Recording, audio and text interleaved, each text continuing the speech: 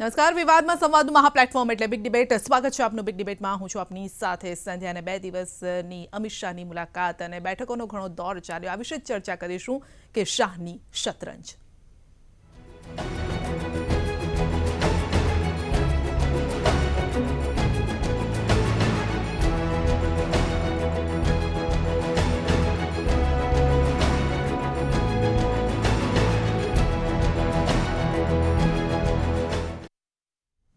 તો UP sir કર્યા બાદ મોદીના ગઢ ગુજરાતમાં ભાજપે મિશન 2017 શરૂ કરી દીધું છે. ભાજપના રાષ્ટ્રીય અધ્યક્ષ અમિત શાહે સાબરમતીમાં ગઈકાલે સભા સંબોધ્યા બાદ આજે વિધાનસભામાં સંબોધન કર્યું. તો શંકરસિંહ સાથે પણ મુલાકાત કરીને રાજકીય પંડિતોને વિચારતા કરી મૂક્યા.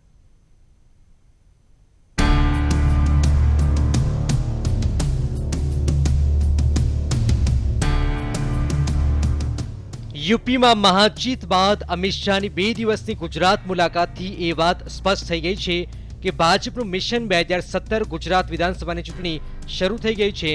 રાજ્યમાં વહેલી ચૂંટણીની અટકળો વચ્ચે અમિત શાહે 2 દિવસથી ગુજરાતમાં ધામા નાખ્યા છે. બુધવારે વિજય વિશ્વાસ સંમેલન બાદ ગુરુવારે સવારે સૌપ્રથમ અમિત શાહ ગુજરાત વિધાનસભા પહોંચ્યા, જ્યાં શાહને આવકારવા ભાજપના કાર્યકરો અને ધારાસભ્યોથી માંડી મંત્રીઓમાં અનેરો ઉત્સાહ જોવા મળ્યો. શાહનું વિધાનસભામાં ભવ્ય સ્વાગત કરવામાં આવ્યું. ત્યારબાદ અમિત શાહે ગૃહમાં તમામ ધારાસભ્યોને સંબોધન કર્યું. અમિત શાહે પોતાના સંબોધનમાં ગુજરાતના વિકાસની પ્રશંસા કરી.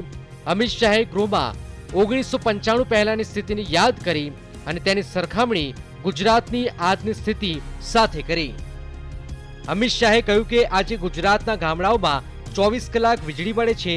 સરકારની પ્રશંસા કરવાની સાથે શાહે વિધાનસભામાં એ વાતનો પણ આડકતરો ઇશારો કર્યો કે આગામી વિધાનસભાની ચૂંટણી વિજય રૂપાણી અને નીતિન પટેલના નેતૃત્વમાં યોજાશે. ખૂબ સુંદર એમનું વક્તવ્ય હતું. એમના અનુભવ વર્ષોથી ધારાસભામાં બેસે છે અને ગુજરાતના જાહેર જીવનમાં એમનું યોગદાન છે. તો એમના અનુભવના આધાર ઉપર ખૂબ સરસ એમનું પ્રવચન રહ્યું અને ખૂબ એમનું વક્તવ્ય પણ આજે જોગાનું જોગ આવ્યા અને એ વિષય ઉપર પણ એમને સરસ માર્ગદર્શન. અમિતભાઈએ પણ આ સંકલ્પમાં ચર્ચામાં ભાગ લીધો. લગભગ 40 મિનિટ સુધી એમણે પ્રવચન કર્યું અને ગુજરાત રાજ્યની સ્થાપનાથી માંડી 1995 સુધી, જ્યાં સુધી કોંગ્રેસ સરકાર હતી ત્યાં સુધી ગુજરાતની શું સ્થિતિ હતી એ એમણે વર્ણન કર્યું. અમિત શાહ પોતાના 40 મિનિટના સંબોધનમાં કોંગ્રેસ પર પ્રહાર કરવાનું ન ચૂક્યા. ગૃહમાં હોબાળો કરતી કોંગ્રેસને જવાબ આપતા શાહે કહ્યું કે ગૃહમાં હોબાળો કરવાથી નહીં, જનમત મળવાથી સત્તા મળે છે. તો બીજી તરફ કોંગ્રેસે શાહના સંબોધનની સરખામણી ચૂંટણીના ભાષણ સાથે કરી હતી. लेकिन जो भाषण था ऑल इंडिया पार्टी बीजेपी के अध्यक्ष का वो एक राजकीय मंच बन गया. असेंबली का एनकाउंटर हो रहा है ऐसा हमको लगा कि ये ठीक नहीं है. વિધાનસભા છે, વિધાનસભા નહીં, ભાજપનું ભાષણ કરવાનું પ્લેટફોર્મ હોય એ રીતે ભાષણ કરાય. ધારાસભ્ય તરીકે ગૃહની કાર્યવાહીમાં હાજરી આપ્યા બાદ અમિત શાહે વિરોધ પક્ષના નેતા શંકરસિંહ વાઘેલા સાથે મુલાકાત કરી. સૂત્રોને માનીએ તો અમિત શાહે કેમ છો બાપુ કહી બાપુના હાલચાલ પૂછ્યા. બાદમાં બંને વચ્ચે ગુજરાતમાં ક્યારે ચૂંટણી યોજાશે તે મુદ્દે ચર્ચા થઈ. જો કે આ બેઠકને છેક સુધી શંકરસિંહ બિન રાજકીય હોવાનું જણાવતા રહ્યા. इन्होंने इच्छा प्रकट की कि एक आध कप चाय हो जाए तो मेरी ऑपोजिशन कार्यालय में चाय पीने के लिए आएंगे तो क्या बात होती है क्या नहीं वो सब ओपन होगा. कोई प्राइवेट बात नहीं है. ये कट से विजिट है एक दूसरे की. એક બાજુ ભાજપે ગુજરાત તરફ ફોકસ વધાર્યું છે તો બીજી તરફ કોંગ્રેસે મૂર્તિયા શોધવાનું શરૂ કરી દીધું છે.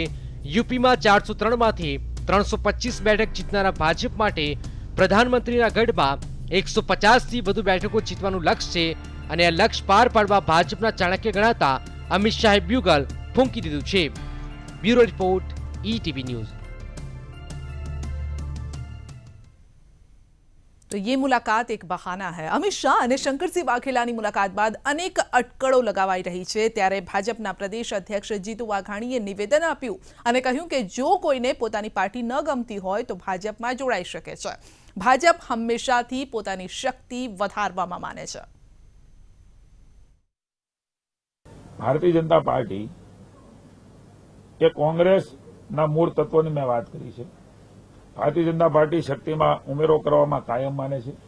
અમે કોઈને લેવા જવાના નથી, કોઈને કહેવા જવાના નથી, પણ ભારતીય જનતા પાર્ટીનો વિચાર, ગુજરાતનો વિકાસ અને નરેન્દ્રભાઈનું નેતૃત્વ, દેશનો વિકાસ, એને જોઈને કોઈને કોઈ એની પાર્ટી ખરાબ લાગે ને આવે તો અમને કોઈની સાથે વાંધો નથી. એ કોંગ્રેસ હોય, અન્ય સેવાકીય કામમાં કરતા હોય, અન્ય પક્ષમાં હોય, પણ અમે કોઈને આમંત્રણ આપવાના નથી. જેમને આવવું હોય તે આવી શકે છે, પણ ભારતીય જનતા પાર્ટી પોતાના બળબૂતા ઉપર, પોતાના કાર્યકર્તાના આધાર ઉપર કે લડે છે, વર્ષોથી લડે છે, જીતે છે, 20 વર્ષથી જીતે છે. तो शाहनी शतरंज बापू और शाहनी आ मुलाकात, ये मुलाकात एक बहाना है, परंतु आ बहाना बाद जे अटकड़ो आखी लागी रही है ते शुं कही रही है. जो कि जीतू वाघाणी तो कही रहा है कि कोईने पण जो पोतानी पार्टी न गमती होय तो भाजपमां आवकार्य छे ते आवी शके छे. भाजपमां अमे कोईने बोलावी नथी रह्या, तेमनी इच्छाए जे कोईने पण आववुं होय ते आवी शके छे. तो शक्ति વધારવામાં માને છે બીજેપી તેવું કહેવું છે જીતુ વાઘાણીનું. જો કે આજે ગૃહમાં જે પ્રકારે અમિત શાહે ભાષણ આપ્યું તેને લઈને પણ કોંગ્રેસે નારાજગી દર્શાવી છે અને બાપુએ તો કહ્યું કે ગૃહનું એન્કાઉન્ટર કરી લીધું હતું અમિત શાહે. આ સાથે જ શક્તિસિંહ ગોહિલ પણ એવું જ બોલ્યા કે ચૂંટણીલક્ષી આખું જે ભાષણ તેમનું દેખાઈ રહ્યું હતું, આ સાથે જ જાણે ભાષણનું આ મંચ હોય તેવું લાગતું હતું.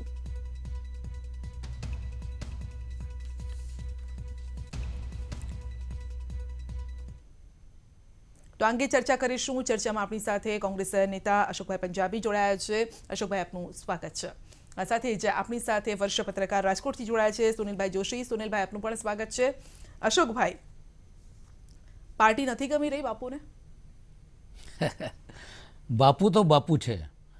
હવે આપને જોયું હશે કે ચાય પીવાની ઈચ્છા વ્યક્ત કરી ભારતીય જનતા પક્ષના વડાએ અને તરત જ એમને કીધું ઠીક છે, આવો, સ્વાગત છે તમારું, અને બંને બેસે સાથે ચાય પીધી. પણ એની સાથે સાથે ધારાસભામાં જે રીતે 40 મિનિટ સુધી ભારતીય જનતા પક્ષના અધ્યક્ષે જે ભાષણ આપ્યા છે, હવે એની વિવેચના પણ કરી ને આલોચના પણ કરી કે કઈ રીતે આ ધારાસભાને, હવે ભારતીય જનતા પક્ષના રાષ્ટ્રીય અધ્યક્ષ આવતા હોય તો ગુજરાતના વિકાસની વાત થશે કે ગુજરાતના ડેવલપમેન્ટની વાત થશે, પણ ત્યાં એમને મંચને જે છે એ રાજકીય મંચ બનાવીને માત્ર કોંગ્રેસ ઉપર જ પ્રહારો કરવાનું. અને હકીકતમાં તો આપને હું એ કહેવા માંગુ છું કે ભારતીય જનતા પક્ષે જોઈ લીધું છે કે જ્યારે પણ ચૂંટણી થશે ત્યારે આ વખતે એન્ટી ઇન્કમ્બન્સી એટલી શક્તિશાળી અને મજબૂત છે કે ભારતીય જનતા પક્ષની પરાજય નિશ્ચિત છે. એ વસ્તુ, એ હકીકતના કારણે જ આજે અમિતભાઈ શાહ હોય કે નરેન્દ્રભાઈ હોય વારંવાર ગુજરાતની મુલાકાત રહી રહ્યા છે. અને એક જ વસ્તુ, કોંગ્રેસ ઉપર હમલાઓ, જૂઠી વાતો, એમના સિવાય કોઈ કામ જ કરી શકતું નથી. એ જ કામ કરે છે. 95 પહેલાં ગુજરાતમાં કશું હતું જ નહીં, અમે આવ્યા પછી થયું. આ હકીકતની અંદર જો આપણે જવા માંગતા હોઈએ તો મને કહેવા દો, શા માટે આનંદીબેનને મુખ્યમંત્રી તરીકે ખસેડવામાં આવ્યા? શા માટે ઉનાના દલિત ઉપર થયેલા અત્યાચાર પછી હાર્દિક પટેલ જેવા નવયુવાને પટેલ ભાઈઓની લાગણી અને વેદના વ્યક્ત કરી એના ઉપર દમનનો દોર શરૂ કર્યો, અને એ પછી આઈબીની રિપોર્ટ જ્યારે ભારતીય જનતા પક્ષના વડાઓ પાસે પહોંચી કે આજે જે ચૂંટણી થાય તો ગુજરાતમાં 60 થી 65 થી વધુ સીટો ભારતીય જનતા પક્ષે મળશે નહીં. કારણ કે 150 નું લક્ષ્ય છે એ લોકો પાસે. તો અનિલભાઈ પણ આપણી સાથે જોડાયા છે, ડોક્ટર અનિલ પટેલ, નેતા બીજેપી. અનિલભાઈ, આપનું સ્વાગત છે. અશોકભાઈ કહી રહ્યા છે કે 60 થી 70 બેઠકોમાં બીજેપી સમેટાઈ જશે જો અત્યારે ચૂંટણી થાય તો, માટે હવે નવેમ્બરમાં ખસેડી રહ્યા છે.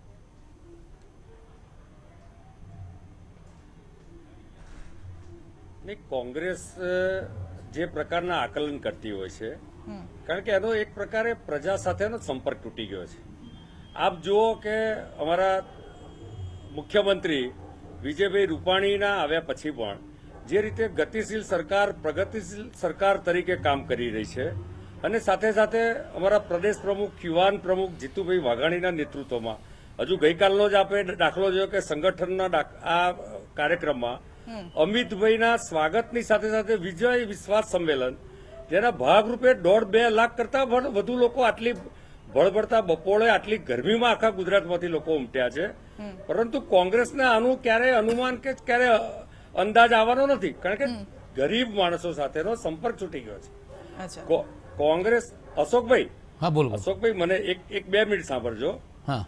કોંગ્રેસના જે પ્રકારના કાર્યક્રમો છે અને તદ્દન નકારાત્મક રાજનીતિ, જુદા જુદા સામાજિક આંદોલનના નામે પોતાની ખીચડી પકાવવા માટેનો કોંગ્રેસ જે પ્રયાસ કરી રહી હતી એને ગુજરાતની જનતાએ જવાબ આપ્યો છે. ગુજરાતના વિકાસનું મોડલ એ ગુજરાતની પ્રજાએ તો સતત સ્વીકાર્યું છે છેલ્લા 12-14 વર્ષમાં, સાથે સાથે દેશની જનતાએ પણ સ્વીકાર્યું છે અશોકભાઈ.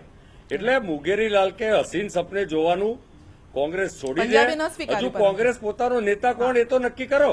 જી હવે તમને કહું અનિલભાઈ, હા. હું નથી કહેતો, અમિત શાહભાઈ કાલે કહી ગયા છે કે આવતી ગુજરાતની ચૂંટણી જે છે વિજયભાઈ રૂપાણી ને પહેલા નીતિનભાઈ પટેલની આગેવાનીમાં બેના નામો કેમ આપ્યા?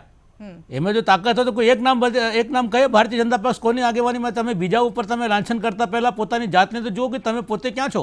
અને પછી જ્યારે તમે વાત કરો છો કે ત્યાં સાબરમતી રિવરફ્રન્ટ ઉપર ભારતીય જનતા પક્ષના અધ્યક્ષ આવ્યા 1.5 લાખ માણસો હતા જ નહીં, અને હકીકતમાં 600 એસટીની બસો ને 400 એમટીસની બસો કરીને લાખો કરોડો રૂપિયાનો ધુમાડો કરીને 1 કિલોમીટર લાંબો ડેમ એર કન્ડિશન બનાવીને આ ગરીબ ગુજરાત જેની માથાદીઠ આવક ઓછી થતી જાય છે, જ્યાં બેરોજગારી છે, ત્યાં ખેડૂતો આપઘાત કરી રહ્યા હોય, આવા ગુજરાતની અંદર તમે પૈસાનો ધુમાડો કરીને અને એ પણ રાજ્યની પ્રજાના ખૂન પસીનાની કમાઈ એનો ઉપયોગ તમે ફક્ત વ્યક્તિગત પ્રતિષ્ઠા માટે એની સ્તુતિ માટે અને રાજકીય પ્રચાર માટે કરતા હો તો કઈ સંસ્કૃતિમાં તમે દેશને લઈ જવા માંગો છો?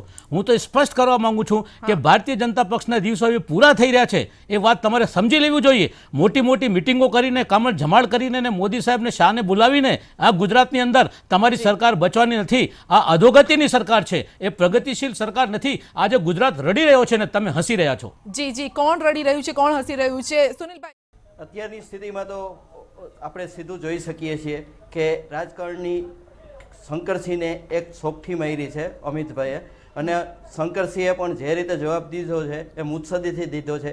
એટલે લડાઈ આગળ જામવાની છે, અત્યારે જવાબ દઈ શકાય એવું નથી. આગળ જે લડાઈ પહેલાની આ પેલી ગુજરાતના રાજકારણમાં જી જે ચા પીવા બોલાવ્યા અથવા તો ચા પીધી એ લડાઈ પહેલાની આ મુલાકાત બેન, મુલાકાત બંને પક્ષે લાભદાયી છે.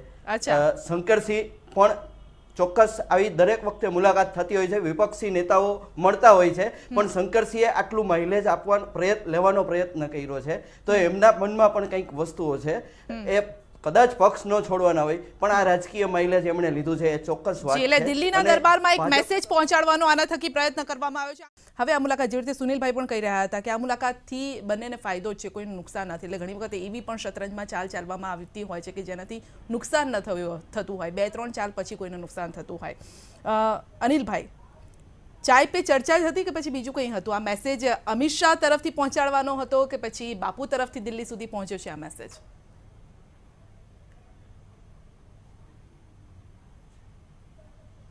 સંધ્યાજી, આમાં મૂળ વાત એ છે કે આ એક પ્રકારનો શિષ્ટાચાર છે. પક્ષ અને વિપક્ષના લોકો આ રીતે મળતા હોય છે, ભોજન સમારંભ પણ થતો હોય છે. આ તો ચા સાથેની મુલાકાત થઈ. સાથે સાથે શંકરસિંહ બાપુ સાથેના અમિતભાઈના સંબંધો, અમારા રાષ્ટ્રીય પ્રમુખના સંબંધો એ આજના નથી, વર્ષો જૂના છે.